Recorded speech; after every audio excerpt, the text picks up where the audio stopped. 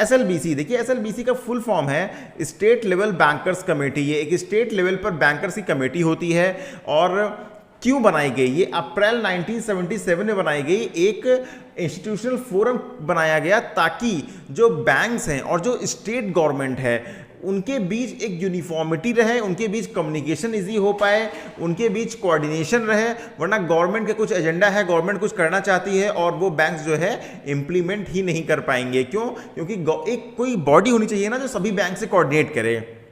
तो SLBC जो है वो चेयर की जाती है, chaired by the chairman and managing director CMD of the convener bank, executive director of the convener bank. Basically जो SLBC होती है वो उस स्टेट में जो भी कन्वेनर बैंक बनाई जाती है जिस स्टेट में, उस स्टेट के आपके जो उसके GM हो गए वो भी वहाँ के चेयरमैन SLBC के हो सकते हैं, या CMD या एग्जीक्यूटिव डायरेक्टर भी वहाँ के जो कन्वेनर बैंक होगी, हर स्टेट में अलग अलग कन्वेनर बैंक हो सकती है। जैसे उत्तर प्रदेश में जो SLBC की कन्वेनर बैंक है वो बैंक ऑफ बड़ौदा है। इसी तरह डिफरेंट स्टेट में ये डिफरेंट बैंक होती हैं, ठीक है। तो इट कंप्राइजेस रिप्रेजेंट, अब SLBC में कौन किसके किसके जो है वो होते हैं रिप्रेजेंटेटिव। तो देखिए कॉमर्शियल बैंक के representative, RRBs, state cooperative banks, RBI, NABARD, head of government departments including representative from the national commission for scheduled caste and tribes, national horticulture board, khadi and village industries commission. जितने भी यहाँ पर हमने institutions के नाम लिए, SLBC का इन सब से ही सीधा संबंध रहता है और इनकी क्वार्टरली मीटिंग्स भी होती हैं जिसकी डिटेल शेयर की जाती है। अभी इस वीडियो में हम पूरा देखेंगे कि क्या कैसे होता है। अब क्या होता है, representative of various organisation from different sector of the economy, जैसे आपके रिटेल ट्रेडर्स हो गए, एक्सपोर्टर्स हो गए, फार्मर्स हो गए, ये जो है SLBC द्वारा स्पेशल इनवाइट किए जाते हैं मीटिंग के लिए ताकि वो अपनी प्रॉब्लम को शेयर कर सकें, उनको क्या नीड है इन इंस्टीट्यूट से बता सकें, ताकि SLBC जो स्टेट लेवल बैंकर्स कमेटी है वो कुछ एक्शन ले सके और वो सारे बैंक्स को जितने भी स्टेट में वर्किंग हैं उनको डायरेक्शन दे सके, ठीक है। SLBC meetings are held on the quarterly basis, हर क्वार्टर में एक बार ये मीटिंग जरूर होती है। And responsibility of conveying the meetings of the SLBC would be that of the SLBC convener bank of the state, ठीक है। अब देखिए समझिए, जो ये रिस्पॉन्सिबिलिटी होती है मीटिंग कराने की किसकी होती है, जो भी उस बैंक का, जो भी उस स्टेट का SLBC बैंक है, आप ये समझिए, ठीक है। हर स्टेट में एक SLBC होगी जो कि किसी न किसी बैंक द्वारा ऑपरेट की जाती है। मैंने एग्जाम्पल दिया यहाँ पर यूपी का, जैसे यूपी में जो SLBC है वो बैंक ऑफ बड़ौदा है, ठीक है। क्या करते हैं ये लोग जो स्टेट गवर्नमेंट होती है और जो बैंक्स होती है उनके बीच एक माध्यम होते हैं चीज़ों को इंप्लीमेंट कराने का, योजनाएं इंप्लीमेंट कराने का, गवर्नमेंट के डायरेक्शन बैंक्स तक पहुंचाने का। और साथ ही साथ जो आपके एक्सपोर्टर्स हैं, यूनियंस हैं, ट्रेड यूनियंस हैं, फार्मर्स हैं, इनकी जो समस्याएं होती हैं इनको लेकर के भी SLBC मीटिंग करती है और फिर उनकी समस्याओं का समाधान लेकर ये जो है बैंक्स को जो भी पॉइंट ऑफ एक्शंस होते हैं, जो भी मीटिंग्स में आउटकम निकलता है उसको बैंक्स के साथ जो है ये शेयर करती हैं।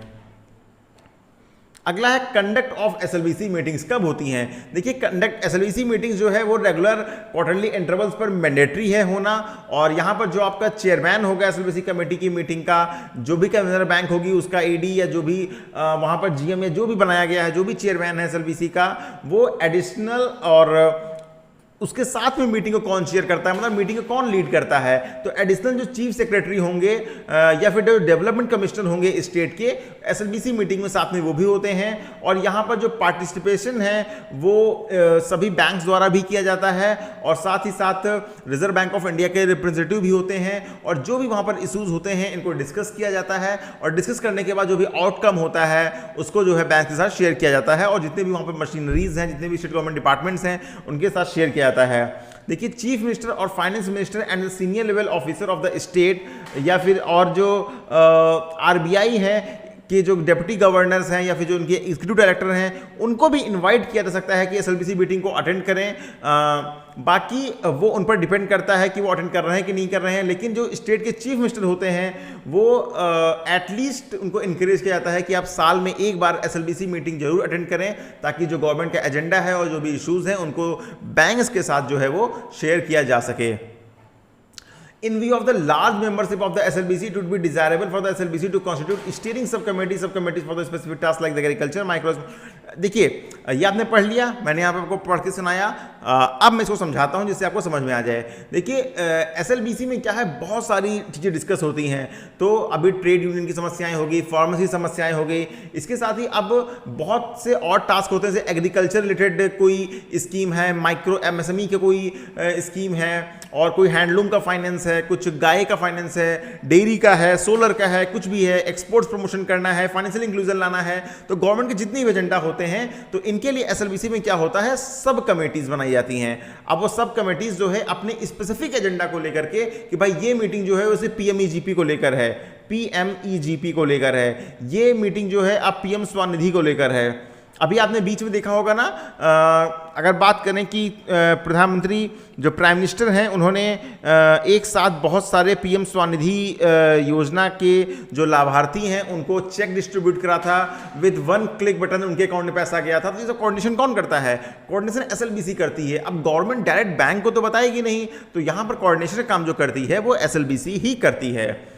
एजेंडा क्या हो सकता है एसएलबीसी मीटिंग का, फाइनेंशियल इंक्लूजन एजेंडा हो सकता है, फाइनेंशियल लिटरेसी कैसे स्केल की जाए एजेंडा हो सकता है, बैंक की परफॉर्मेंस का रिव्यू करती है एसएलबीसी, और रीजनल इम्बैलेंस अगर कोई है, क्रेडिट कहीं पर कम लोन दिया जा रहा है, कहीं पर बहुत ज़्यादा लोन दिया जा रहा है, उसकी इम्बैलेंस को कैसे मैनेज किया जाए ये एसएलबीसी देखती है। क्रेडिट डिपॉजिट रेशियो स्टेट का क्या है उसके बारे में बताती है। Flow of credit to priority sector lending में फ्लो कैसा है वो बताती है। गवर्नमेंट स्पॉन्सर्ड स्कीम में कैसे असिस्टेंट्स हैं ये सब डिस्कस होता है। और एजुकेशन लोन को लेकर के ग्रांट क्या दिए जा रहे हैं इसको लेकर डिस्कशन होता है। एसएचजी की प्रोग्रेस क्या है, एमएसएमई सेक्टर में क्या प्रॉब्लम्स आ रही हैं, क्या लोन दिए जा रहे हैं, क्या प्रोग्रेस है, उनकी समस्याओं को कैसे निदान किया सकता है, ये सब चीज़ें भी इस एसएलबीसी की मीटिंग में ही डिस्कस होती हैं।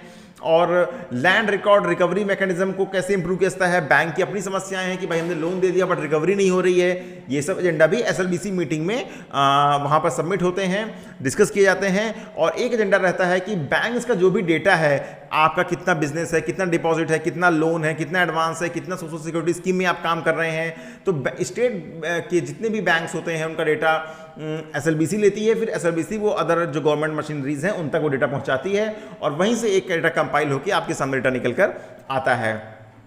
अगर हम बात करें बैंकिंग पेनिट्रेशन के बारे में तो ओवर द ईयर्स बेसिकली ये जो बैंक एसएलबीसी है, लीड बैंक जो पहले स्कीम है जो हुआ करती थी इंक्लूसिव ग्रोथ के लिए, फाइनेंशियल इंक्लूजन के लिए जो बनाई गई थी, the use of IT and the intermediaries has enabled the banks to increase outreach scale depth of banking service at affordable cost.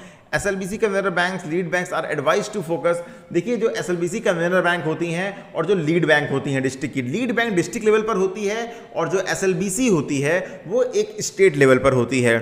इनका फोकस रहता है कि 100% फाइनेंशियल इंक्लूजन अचीव किया जाए, ये इनको इंस्ट्रक्शंस दिए जाते हैं। बैंकिंग का जो पेनिट्रेशन है वो ये एसएलबीसी के वर्क हैं, ठीक है। रूरल एरियाज में रीच पहुंचाई जाए, जो गरीब तबका है वहां तक बैंकिंग फैसिलिटी पहुंचे। फाइनेंशियल इंक्लूजन गवर्नमेंट जो है लागू करना चाहती है, हमने बहुत बार बताया कैसे फाइनेंशियल इंक्लूजन का अधिकतम कैसे किया जा सके, तो इसके लिए वो एसएलबीसी को अपॉइंट करती है, उनको बताती है। और एसएलबीसी जो है बहुत सारी स्ट्रेटजीज बनाता है, बैंक के साथ मीटिंग करता है, बीसी के साथ मीटिंग करता है और आगे की स्ट्रेटजी जो है वो शेयर करता है। और एसएलबीसी के अंदर जो होते हैं वो स्टेट गवर्नमेंट के साथ भी जो है मैटर को टेकअप करते हैं कि डिजिटल कनेक्टिविटी, जैसे मतलब बैंक कह रही है कि भाई ये XYZ विलेज है, यहाँ पर हम बैंक की ब्रांच तो खोलना चाहते हैं लेकिन यहाँ पर ना इंटरनेट कनेक्टिविटी है, ना यहाँ पर पहुँचने के लिए रोड है, हमारा स्टाफ कैसे जाएगा, और ना वहाँ पर बिजली की सही व्यवस्था है। आबादी तो है वहाँ पर लेकिन वहाँ पर ये सब समस्याएं हैं। तो बैंक ये अपनी समस्याएं जो है बताएगी एसएलबीसी को और फिर एसएलबीसी क्या करेगी, ये कन्वे करेगी स्टेट गवर्नमेंट को और फिर स्टेट गवर्नमेंट जो है इन सब समस्याओं का समाधान करेगी, वो एसएलबीसी को बताएगी और एसएलबीसी बैंक को बोलेगी कि भैया आप ब्रांच खोल दीजिए, ये समस्याओं का वहाँ पर समाधान हो चुका है। बाकी एसएलबीसी अपनी वेबसाइट पर एक स्टैंडर्डाइज्ड डेटा प्रोवाइड करती है ताकि सभी बैंक्स जो है अपने उनके वर्किंग क्षेत्र में क्या हो रहा है, बाकी बैंक्स कैसे ग्रोथ कर रही हैं, बाकी बैंक्स का डिपॉजिट कैसा है, बाकी बैंक्स का बिजनेस कैसा है, किसी और बैंक ने सोशल सिक्योरिटी स्कीम में कितना किया है, तो सब बैंक से डेटा लेकर के अपनी वेबसाइट पर अवेलेबल कराती है ताकि सारा डेटा जो है वो सभी के लिए अवेलेबल रहे। तो ये है बेसिकली एसएलबीसी। हमने आपको यहाँ समझाने की कोशिश की, इंटरव्यू में से ज़्यादा कुछ नहीं पूछेंगे, बहुत ब्रीफ में समझाया है जितना सिर्फ आपके लिए जरूरी है। ऐसे ही टॉपिक्स पढ़ने के लिए इंटरव्यू क्लासेस को ज्वाइन करिए, वीडियो के डिस्क्रिप्शन बॉक्स में लिंक दिया हुआ है।